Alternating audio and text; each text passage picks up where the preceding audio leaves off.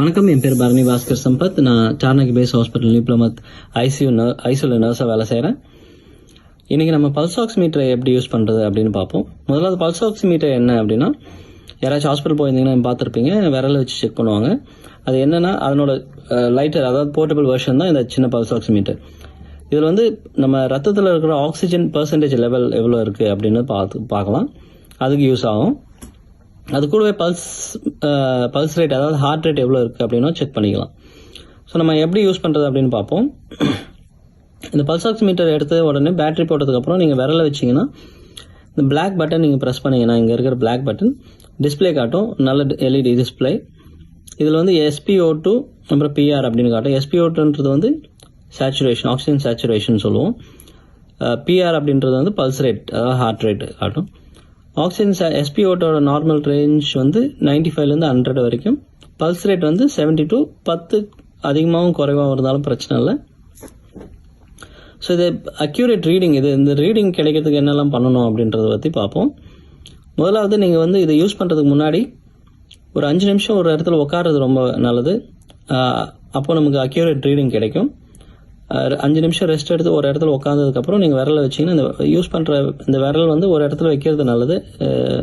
எந்த அதிகமாக ஆட்டாமல் ஒரு இடத்துல வைக்கிறது ரொம்ப நல்லது. அக்யூரேட் ரீடிங் கிடைக்கும். அடுத்து யூஸ் பண்ணுற விரலில் வந்து நெயில் பாலிஷோ இல்லை ஃபால்ஸ் நெயில்ஸோ இல்லாமல் இருக்க பார்த்துங்க. நெயில் பாலிஷ், ஃபால்ஸ் நெயில்ஸ் இருந்துச்சுன்னா உங்களுக்கு அக்யூரேட் ரீடிங் கிடைக்கிறது கடினம். இதனோட நார்மல் ரேஞ்சஸ் என்ன அப்படின்னா, நம்ம ஏற்கனவே சொன்ன மாதிரி 95லேருந்து 100 வரைக்கும் நார்மல் ரேஞ்சஸ். 92 வரைக்கும் கூட ஓகே தான், ஒரு எந்த சைன்ஸ் சிம்டம்ஸ் இல்லை அப்படின்னா. 92 கீழே போச்சு அப்படின்னா அது கூடவே மூச்சு திணறல், மூச்சு அதிகமாக எடுக்கிறது, இல்லை கன்ஃபியூஷன், இந்த மாதிரி சைன்ஸ் அண்ட் சிம்டம்ஸ் இருந்துச்சுன்னா ஜிபியை கால் பண்ணுறது இல்லை ஹெல்ப்லைனை கால் பண்ணுறது ரொம்ப நல்லது.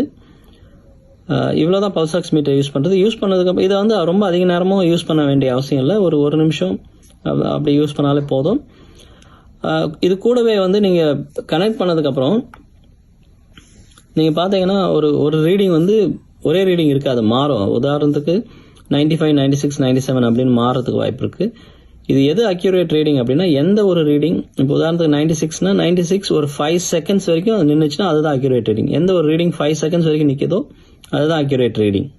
ஏன்னா அதை மெஷர் பண்ணுறதுக்கான டைம் அது. அப்போ ஒரு ரீடிங் ஃபிக்ஸ் ஆகிடுச்சுன்னா அது வந்து 5 செகண்ட்ஸ் நிற்கும். அதுதான் மினிமம் 5 செகண்ட்ஸ் நிற்கும். அதுதான் அக்யூரேட் ரீடிங். அதை நீங்கள் நோட் பண்ணிக்கிறது நல்லது. அடுத்து ஒரு நாளைக்கு 3 வேலையாச்சும் யூஸ் பண்ணணும். யூஸ் பண்ணுறது ரொம்ப நல்லது.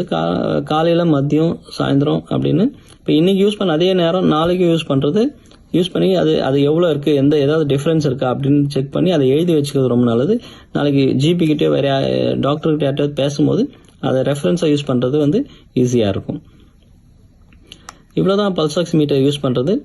பல்ஸ் ஆக்சிமீட்டர் யூஸ் பண்ணி முடிச்சதுக்கப்புறம் நீங்கள் எடுத்துட்டிங்கன்னா ஆட்டோமேட்டிக்காக அது ஆஃப் ஆகிடும். கூடவே இன்னொரு அடிஷ்னல் இன்ஃபர்மேஷன் என்ன அப்படின்னா, நீங்கள் யூஸ் பண்ணுற விரல் வந்து ரொம்ப கோல்டாக இல்லாமல் இருக்கு பார்த்துங்க. லைக் ஈரமாக இல்லாமல், ரொம்ப கோல்டாக இல்லாமல், கொஞ்சம் வார்மாக இருக்கிறது நல்லது. உங்களுக்கு அக்யூரேட் ரீடிங் கிடைக்கும். அடுத்து இது வந்து கொஞ்சம் நார்மல் பிளேஸில், நார்மல் டெம்பரேச்சர் இருக்கிற பிளேஸில், லைக் கிச்சன் மாதிரி இடத்துலலாம் யூஸ் பண்ணுறது வந்து சேஃப் இல்லை. உங்களுக்கு ரீடிங்கும் அக்யூரேட்டாக கிடைக்காது. இவ்வளோ தான் பல்ஸ் ஆக்சிமீட்டர் யூஸ் பண்ணுறது. இதனோட பயன்பாட்டை நீங்கள் நல்லா யூஸ் பண்ணிக்கோங்க. ஸோ இது கோவிடுக்கான ஒரு நல்ல ப்ரிகாஷனரி மெஷர்ஸ். அதிகமாக ஹாஸ்பிட்டல் விசிட் பண்ணாமல் இருக்கிறதுக்கு ரொம்ப நல்லது. வீட்டிலே இருந்து நம்ம செக் பண்ணிக்கலாம் நம்மளோட நீட்ஸ் என்ன இருக்குது, ஆக்சிஜன் லெவல்ஸ் எவ்வளோ இருக்குது அப்படின்றது. Get vaccinated, stay safe, stay home. நன்றி, வணக்கம்.